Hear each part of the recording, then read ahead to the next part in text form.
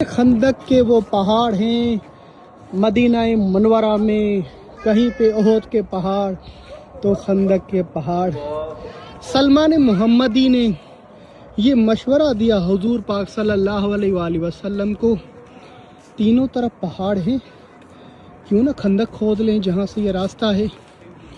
और फिर यही सबब बना कि ये जंग खंदक में रसूल अकरम को, इस्लाम को कामयाबी नसीब हुई।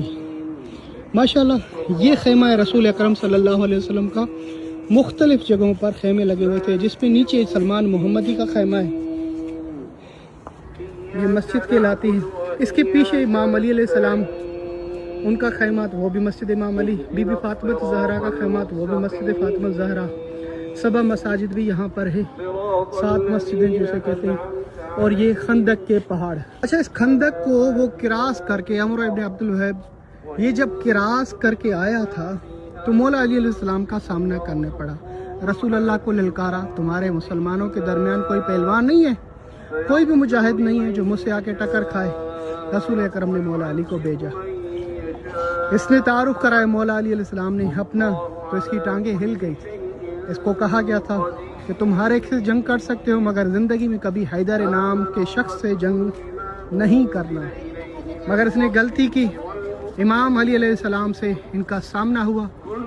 मौला मुश्किल कुशा ने इसको वार की इजाज़त दी, इसने वार किया और इमाम अली अलैहिस्सलाम ने रोका। और इसने फिर जब मौला अली ने इसको गिराया तो मौला अली अलैहिस्सलाम के साथ इसने तौहीन की, तो मौला ने इसको माफ़ कर दिया। फिर उठे और फिर जंग होगी, इनको 2 हिस्सों में तकसीम किया। अब ये 2 हिस्से, जब इनकी बहन जो थी या इनकी माँ थी, उनके पास इनका लाशा पहुँचा उम्रों का, तो इसने कहा कि ये इस्लाम का, ये मुसलमानों का कौन सा आदिल शख्स है जिसने बराबर इसका जो है तकसीम भी किया है और उसका सर भी नहीं काटा और उसके जिस्म को सही सालिम रखा, यहाँ तक कि इनके जेवरात भी नहीं उतारे। तो उस बहन ने इस वाक़े को यहाँ पे नकल करते हैं। ये सारा वाक़या खंदक का है, मुख्तलिफ किताबों में, तारीख़ में उलमा आपको बताएंगे। ये खंदक के वो पहाड़ हैं जिसके वाक़यात में आपको बयान कर रहा हूँ। अल्लाह पाक आप सबको नसीब करे।